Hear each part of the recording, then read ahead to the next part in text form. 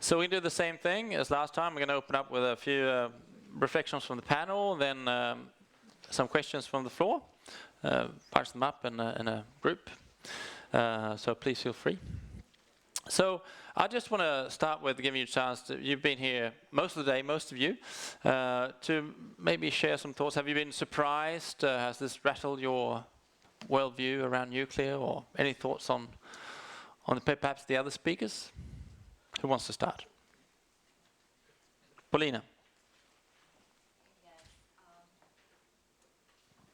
I think that today we have quite an important discussion, specifically in the beginning of the year, so that it's a good start. But every time that when I stay in such an audience, I think that we need to talk wider.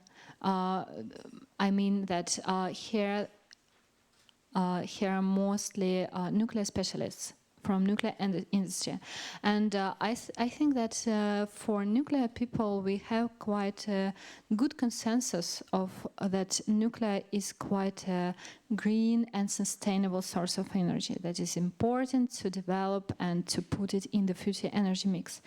But we need to talk and to continue our discussion together with renewable people, together with, for example, gas-firing people, because we need to exchange ideas and to exchange our fears and even to fight, but to understand that there is no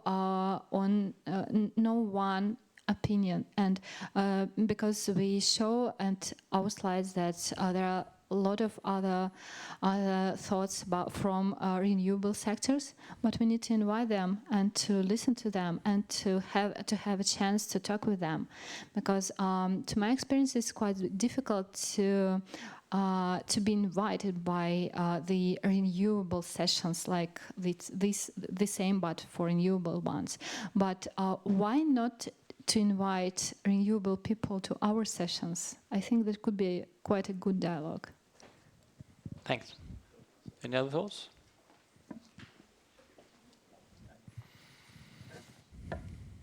Yeah, I think that it was quite important to look at the three dimensions of sustainable development through the lenses of the environmental, economic, and social spheres.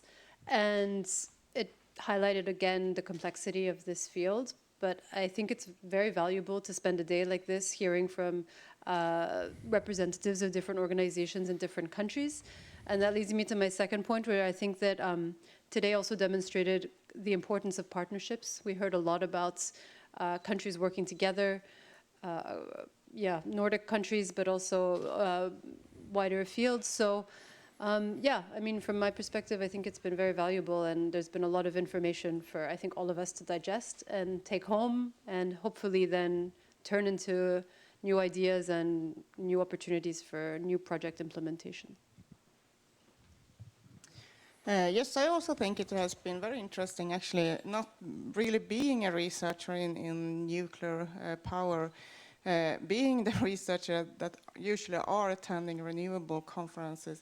I think that there are many similar issues. I think it would be fruitful to interact more with each other, and I think actually that we can learn from each other, but I also think that it's important that we do it in a way that we don't start to have, because my experience that it becomes monologues, that we are not really listening to each other. So you really need to invite the right person that want to have a dialogue, because that would make the whole difference, as I would say.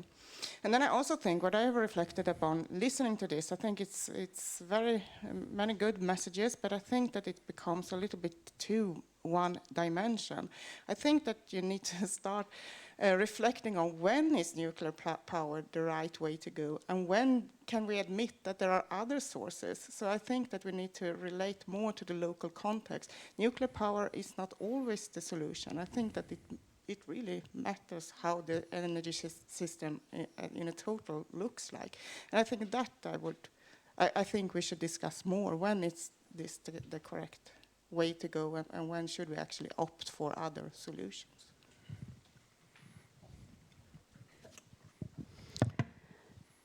Well, I think in general it feels that the importance of the nuclear is recognized in many markets and in the circumstances. But I think also that the nuclear combined with the other production forms. So I think that somehow we should further develop that how, as a part of the solution, nuclear is good. It's not only nuclear, it's together.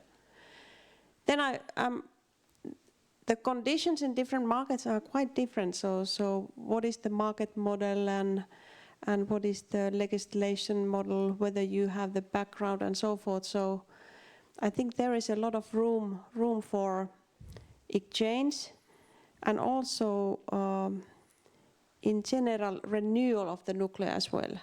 That we keep in the space when other industries, other production forms develop. So I think jointly we could push even more. I guess from my perspective, I'm not a nuclear person. I'm a government generic civil servant, and what is striking is nuclear is very much a state undertaking. If it's not providing the finance, then it's involved in the waste or non-proliferation. There's a lot of areas where government just can't really extricate itself from. So I think we need to sort of recognise that. It's up to the market. I'm not really sure how effective or realistic that is. And then you need this kind of, I feel, government needs to understand what does it take for a good nuclear project to be a good nuclear project. You can't just point at them and say, do me a good project and blame them if it all goes wrong, because some of those reasons might be policy-based reasons. So I think if we have a better dialogue between industry and government, which we have learned over the last 10 years in the UK at least, then that would probably enable better performance of nuclear projects than what we've seen certainly in Western Europe in the last few years at least. So do you think, and this is all you can sort of reflect, do you think that the current situation where we have a very heavy sort of, dominance of Asia and the Middle East in terms of new build at least and nuclear power, we'll see the same pattern 10, 15 years from now, or is that going to change? And if so, why?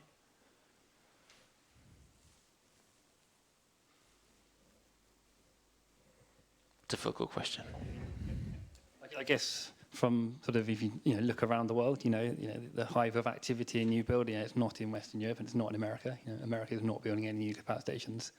We're struggling to build one. We might build more in the UK, and it's quite. And there's other projects as well in Finland and Hungary, but so there's a lot of expertise and sort of knowledge in sort of the eastern part of the world, and that's probably going to, I guess, stay that way for some time. We learn lessons from that as well. So why, for example, the Korean nuclear program is relatively very successful. Why? One of the things we've been doing is trying to learn lessons from that. I wasn't here this morning when Kirsty talked about that, but I think that's one of the things that often comes up in presentations like that around how can you build these projects on time and on budget. It can be done. It's been shown how to do it, and maybe if we look up a little bit from our desks, certainly from my point of view, look up a bit, look around, see how it's done. We can do this better. But I think, for the time being, the balance of power is probably somewhere else, but it doesn't mean we can't learn from it. Yeah, I mean, certainly piggybacking on what you're saying, we haven't seen a new nuclear power program basically since the mid-90s. So these new programs coming on board now, it's all new. It's happening right now. So the lessons that we can look to are going to be quite recent. Of course, at the IEA, I spoke of almost 30 countries embarking on nuclear power. That's a heck of a lot more experience also to learn from moving forward. Whether or not they all introduce it in the end, there will be a certain number that will and that are at the moment. So I think that this information sharing can continue, and certainly there'll be some good case studies to learn from. Yes, I think that the challenge has been that if we look at the European nuclear fleet, so it was built in the 70s, 80s, and after that there has hardly been or very few power plants. And I think that's part of the reason that now we are relearning and redoing. And it has been like, if we look at our project in Finland, Olkiluoto, it has taken ages because we are in a way taking the competencies, looking the regulation has changed and so forth. So I think that hopefully we'll get the learnings where we have a serial production. We got the legislation harmonized that not every power plants need to be modified for different countries and so forth. So we get this learning curve. So any questions from the audience here? Don't be shy. Okay, I'll continue then. So perhaps for you, Pauline, also coming back to your experience from many different countries, can you sort of say what characterizes the countries that are very interested in this, and why do they support nuclear? And kind of what Tom said, is it inevitable that in order to have sort of a new investment that's substantial in nuclear, you need a pretty strong government intervention? Yes, I think that the basic reason is that it's quite a reliable and stable source of energy. In this way, if you have a good grid or at least plans to develop your grid system, you need to have a baseload source of electricity. And that was what was said about this combination of renewables with hydro or nuclear, for example, because they need to be stabilized. You cannot do your national electricity system only reliable on wind power, for example. It's quite difficult. Another reason is that nuclear energy project, it boosts production growth, industrial growth of the country. So in our opinion, that is one of the main reasons for demand from developing countries, because that is nuclear power plant provides a significant amount of electricity, first of all, for 60 years, and after that it boosts industrial development, and it provides job places for the region. It's quite important issues. So, but then, so building on that, could you then perhaps speculate that, say, a country like Bangladesh, like you pointed out, has a per capita installed capacity which is tiny? Could you argue, well, in a setting like that, where you probably will see a tremendous amount of demand growth for electricity, that is the kind of setting that is suitable for a sort of technology like nuclear. Whereas, like Frederick, who was here this morning, who kind of said, well, in Europe we've had a stagnating or even falling demand for electricity. It's very difficult to have the kind of scale that we see in a country like Bangladesh. Is that a problem potentially for nuclear? I wouldn't say that is a problem. I would agree that each country and each region has its own specifics. So there could be different reasons for Europe countries and for Bangladesh, for Asia, for Africa to go for nuclear, to decide to go for nuclear. So that is the question of each country itself and the problem and the challenges of each country and the resource mix that the country has. Tom? I think, yeah, it's an interesting observation. And why did the UK build nuclear in the 50s? Various reasons, but one of them was like the Suez crisis. So we didn't have any oil; the lights were going to go off. Build nuclear. In the 1970s, OPEC crisis, trade unions striking, can't dig the coal out of the ground. Let's build more nuclear. Countries like France and Japan build a lot of nuclear. Why? Because they don't have any fossil fuel resources. Historically, it's been that we have to do it. It's always been something that's been really difficult to do. We've had no choice. Now, 2020, you're right, energy demand is kind of flat, so that kind of driver isn't there. There's loads of LNG floating about the world, that's not really there. So what's really driving it? It's the climate change issue and need to decarbonise, but has that been fully internalised yet? I don't think it has, and it's only going to be fully internalised if governments really stand up and support this loudly. One of the things we found speaking to potential investors in new nuclear as part of our RAB design is that they can say you can have the best risk allocation structure all you want, but I need government to come out and consistently say we need to build nuclear, obviously subject to value for money and it can't be any cost, but we need to build nuclear for X, Y, Z. Primarily climate change. If we go, we sort of need it, we sort of don't, it won't happen because there isn't that other strategic demand of the gas being cut off or the demand increasing. So I think it's going to take a strong political will or something dramatic in the environment to change it. All right, we have 2 questions from the audience here. I have an open question. What would you suggest as actions points to companies, to NGOs, to individuals in EU to try to push the upcoming taxonomy classification of nuclear in the right direction, or rather in the direction that allows for nuclear power? Okay, save that, hold that thought, and then we have one here and then one up to the left there. Yeah, yes, and it was for Tom. I wonder what your belief or your forecast is for the demand for fossil-free electricity in 2050 when you have decarbonized your economy.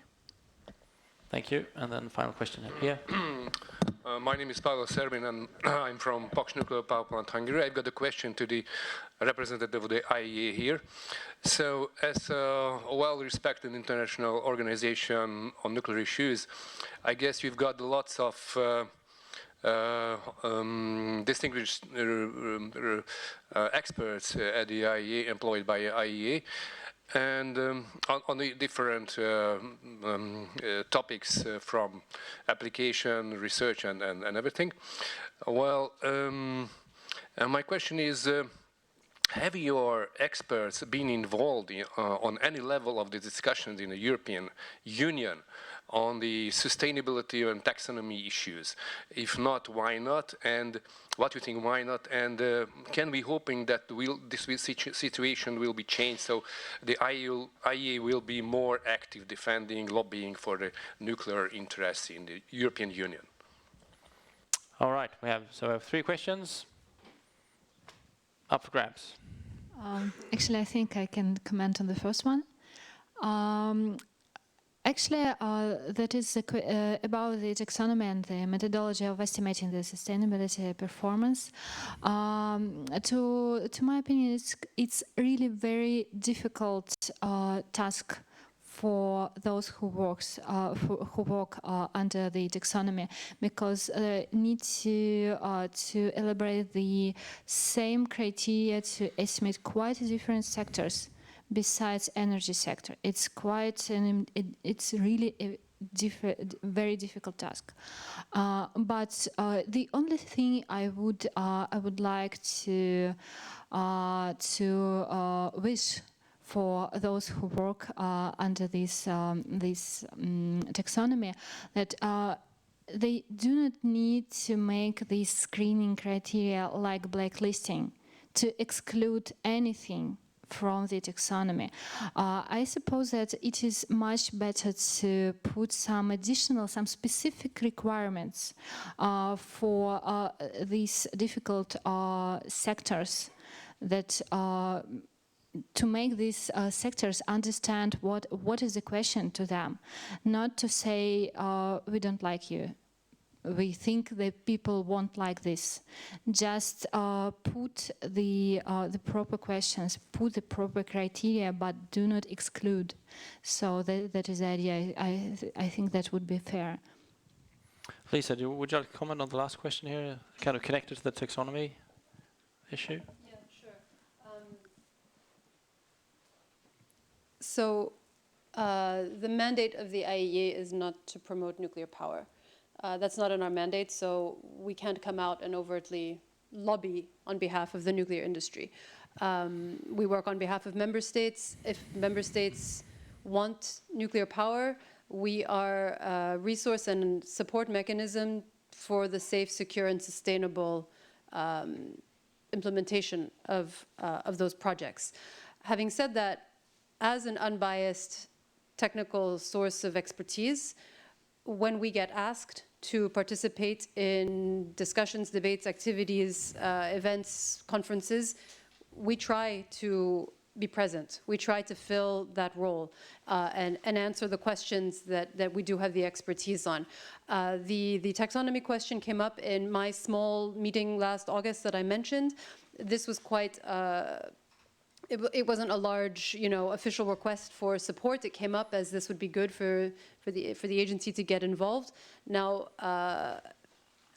there's potentially a bigger role for us, I think, in that regard. So, yeah, ask us. Ask the agency to be part of the discussion. If it comes up in the technical working groups, at the general conference, through our policy-making organs, if the member states speak up, there's room for that.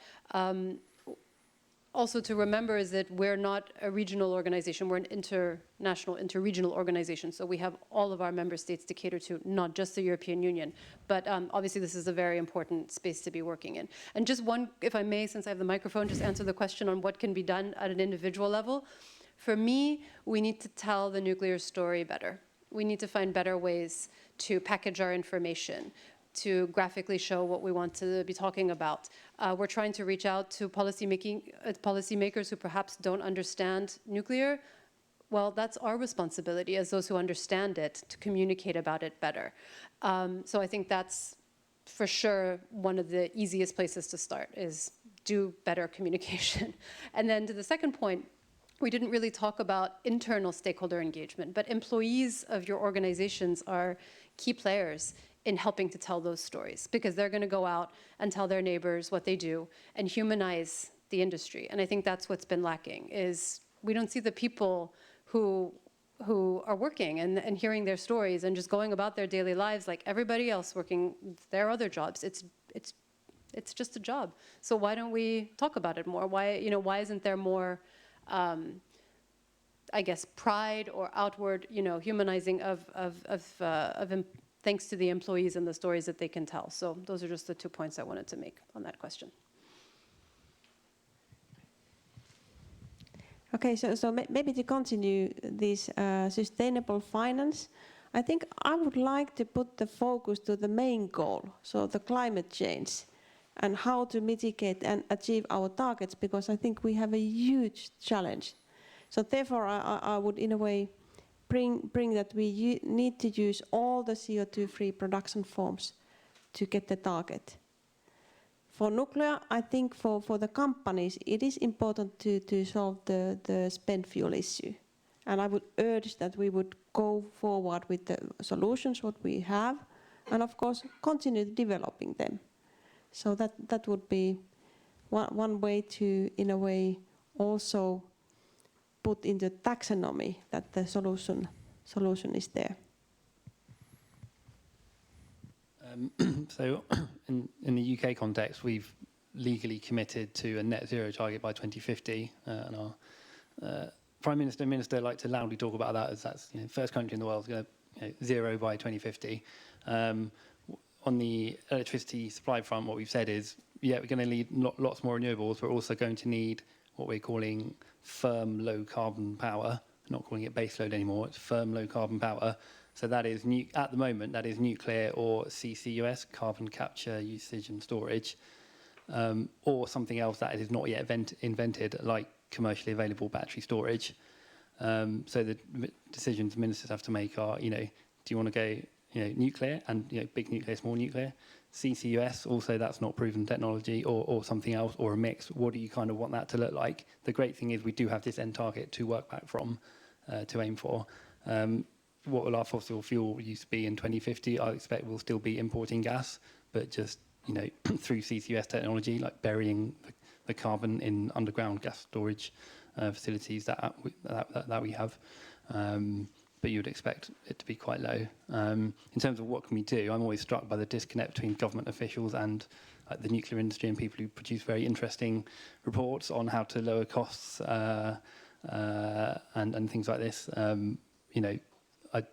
If people take an active interest, then we'll know about it. But if we don't, then we'll be our own little world dealing with the thing that's in front of us that we have to get sorted tomorrow. So maybe some thinking about government, how better to engage with government, because as I said, nuclear can't really escape from government. So yeah, that's what I would suggest. I'll actually let those be the final words of the day. So, and I won't even try to summarize the day.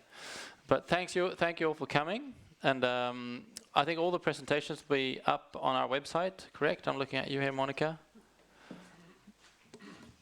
Yes, that's correct. We will publish the presentations, and as we mentioned in the communication before the conference, we're also filming all the presentations. They will be published on YouTube, and you will receive an email in your mailboxes when we have these two things set up.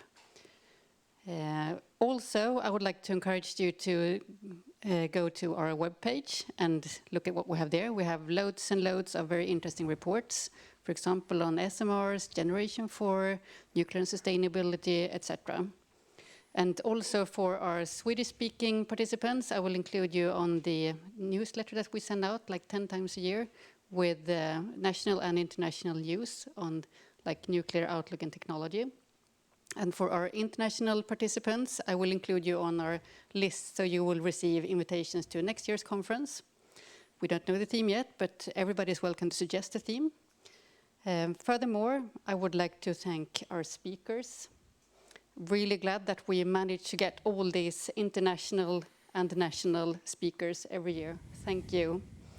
And I really learned a lot today, and I hope that everybody here has done that. Furthermore, I would like to thank Marcus for guiding us through the day, sort of making it on time. And I would like to thank... Well, it's better than sort of, wasn't it? Got half an hour to spare. I would like to thank Kalle. He is really the brain behind the entire program, and Madeleine for helping us with all the contacts with the speakers, etc., and for millions of practical details. And finally, thank all of you for attending, and I hope to see you again next year.